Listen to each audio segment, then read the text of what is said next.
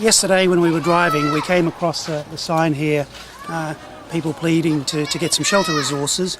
So we stopped and had a look around the village, spoke to a lady called Lynn, who told us this is a Kaluwayan village. There's 173 families here that were hit by Typhoon Yolanda. And when the storm came in, they had warning of it, so they took the children to, there's some caves in the background here, they took them up to higher ground and hid the children in small caves during the storm. There is a small cave, there is a rock, you can hide that rock. How big is the cave? Very small, only I put kids there, 5 kids, and the other people only hide that rock. Can you show us? No? Yeah? Yeah, we can go there and climb.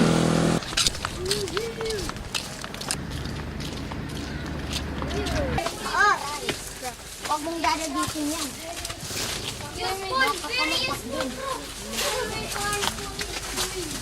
You is it the pamut?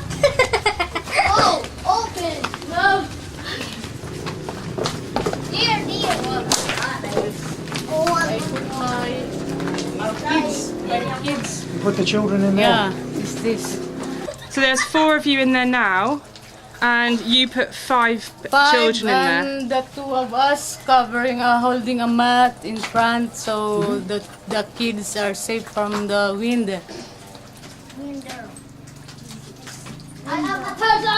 And the people stayed here. When the wind is coming here, you saw people screaming. Yeah, they're screaming. Many people here. This side, the man who is sick, and only his wife covered him. While that was happening, the typhoon raged for about 3 to 4 hours, and the storm surge came in and destroyed almost every home in the village, leaving about almost 600 people homeless. We've come back today bringing some shelter resources, a number of tents and tarpaulins, so we can get emergency shelter back to the villagers here in Kaluwayan. What help have you had?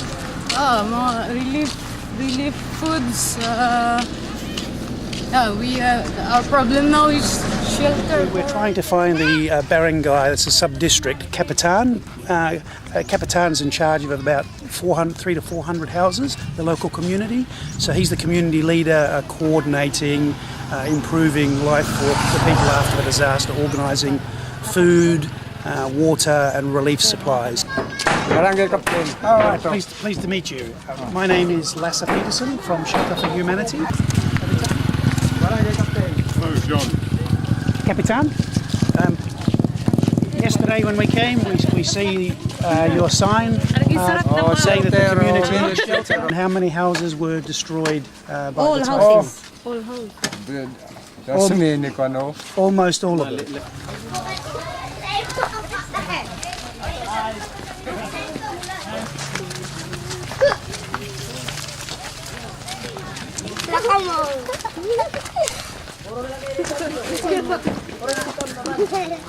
We need? Brilliant, we'll wait for the last because he's the expert.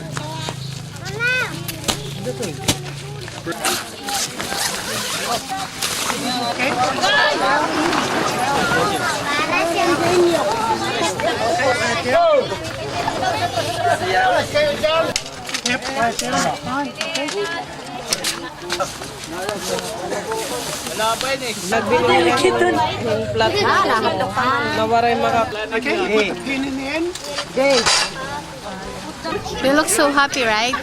Everyone looks so happy, don't they?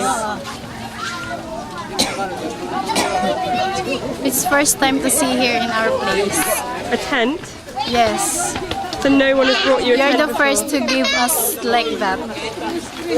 Do you think it will be helpful? Yes, ma'am. It's so very helpful for us. It's a big help for us. Lassa, how many of these tents have we brought with us today? Today we've got 5 tents, which will probably, they partition in the middle, so given the amount of people affected, in the initial stages of the disaster they'll be sharing them, probably 2 families will share each tent. And then we've also got 500 square metres of tarpaulin which people can use to start fixing as they're rebuilding the homes that have collapsed. Jennifer here, this is Lassa, Jennifer. Jennifer, we met the other day when we were Good to see driving you through. again. Yeah. Jennifer's just told me that this is actually the first tent that's ever been brought to this village, even though unnamed sort of sources where we've just been recently told us that they'd administered all the relief necessary for this village. What are your thoughts on that? I think it's just, there's something like 3.5 million people have been displaced by Typhoon Yolanda, and therefore it's just taking a lot of time to get relief goods out to people. We did think these areas had been covered because other agencies said that they were looking after these areas, but there are still plenty of villages that just relief goods have not gotten to yet. And we saw the sign there, people were asking for help because they hadn't received anything, and hence we've been able to come back today. But with 3.5 million people displaced, it does take a long time. But I'm pleased we could be here to provide some shelter for your community today.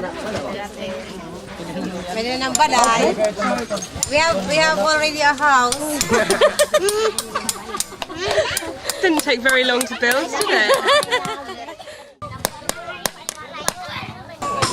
How quickly do you think you could put up, say, 50 of these?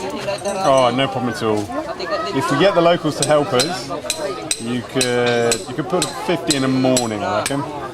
So 3 or 4 hours. So that's actually a lot of relief for a lot of families, a lot of individuals in a very, very short period of time.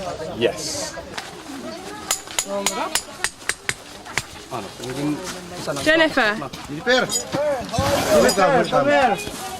come and take a look at the front door.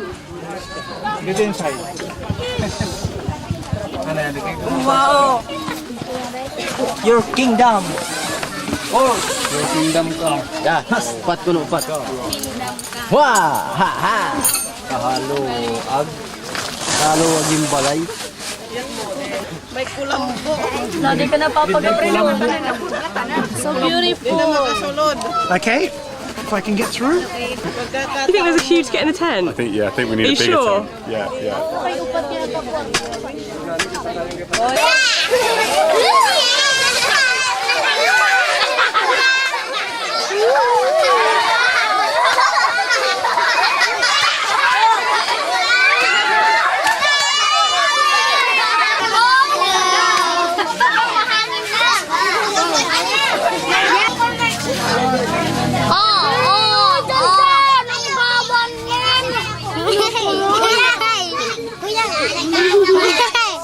If you have another storm, a big storm like the typhoon, take down the tent, and then after the storm, you can put it up again and have emergency shelter. Right? But if you leave it in a very big storm, it will be like your houses, it will be destroyed.